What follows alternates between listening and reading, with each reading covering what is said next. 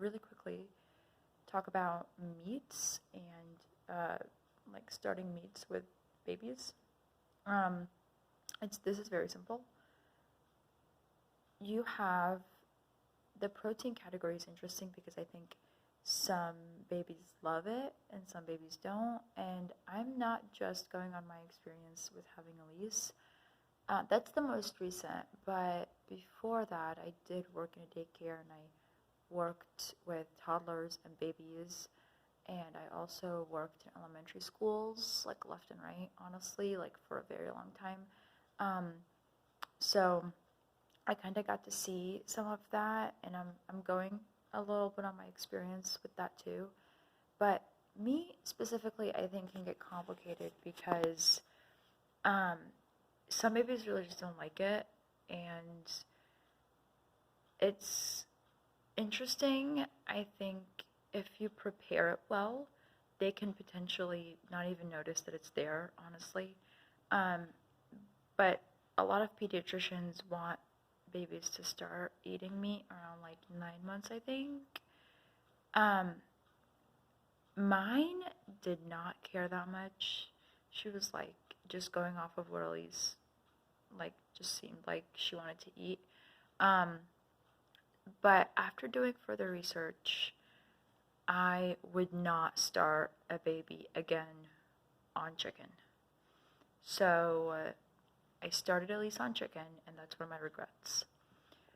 If I had to do it all over again, and I hope one day that we have more kids and I can do it all over again, kind of, I would start with ground beef or red meat, fish, maybe turkey, and then chicken.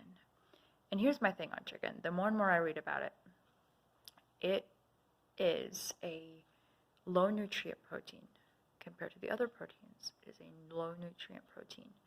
And I'm not even talking about mass production here or anything like that, but that's the problem that I personally have found is that, and the thing is I love chicken, y'all. Like, I love chicken so much. I could eat it every day if I would.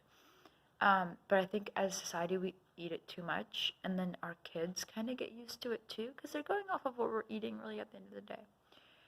So I'm just gonna, if you want to learn more about like vitamins, minerals, like selenium, magnesium, iron, and B12 and all that when it comes to meat specifically. Oh, and also good fats too. You're gonna have to do your own research because that is a topic that cannot be covered in a small little video.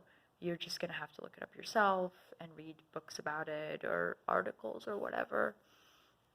If you need resources, message me or comment below and I will send you lots of resources. I just want to get into technicalities before I end the video real quick. So when it comes to preparing any kind of meat, whether it's red or a white meat or whatever, you want to, even fish the same way, what you want to do is you want to cook the meat with as little seasoning as possible. This did get complicated for me because I make tacos almost every week, and I couldn't just avoid all seasonings with that one, so I would just add the salt in the end, but she would have cumin in it and turmeric and all these things, and it didn't seem to bother her, so it was fine. But, you know, feel your baby out, and again, talk to your pediatrician if you have any health concerns. So you want to cook it potentially without seasoning, especially no salt. And then after that, you want to add a little bit of filtered water after it's kind of cooled a little bit.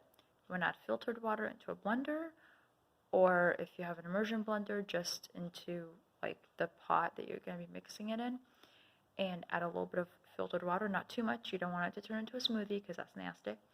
And then you want to blend it, and it'll turn into puree, and your baby will eat it. It will look nasty. It will maybe smell weird, but your baby will love it. That's how they eat it, especially in the beginning.